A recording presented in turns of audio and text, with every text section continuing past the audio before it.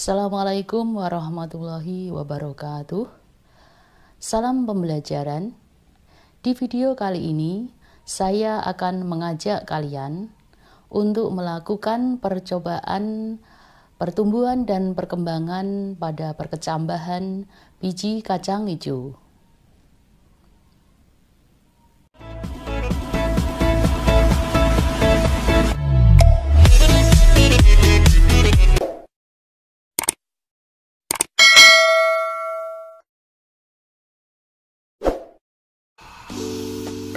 Masih dengan pelajaran biologi SMA kelas 12 semester 1 tentang pertumbuhan dan perkembangan pada tumbuhan.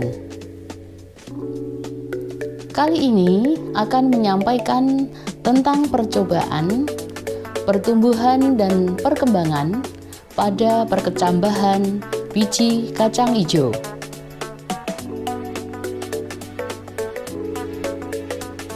Adapun tujuan dari percobaan ini yaitu mengetahui perbedaan pertumbuhan dan perkembangan pada perkecambahan kacang hijau di tempat terang dan di tempat gelap.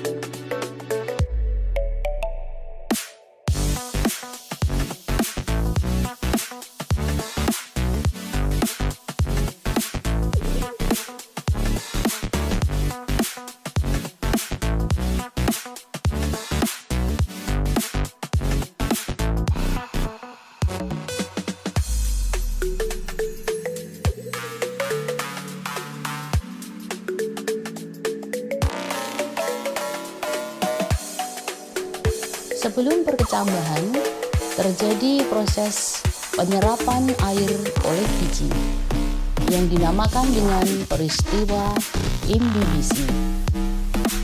Selanjutnya akan terjadi proses kimiawi, yaitu aktifnya enzim-enzim pencernaan yang ada di dalam biji, misalnya enzim amilase dan enzim protease, untuk mencerna zat-zat makanan atau cadangan makanan yang ada di dalam biji.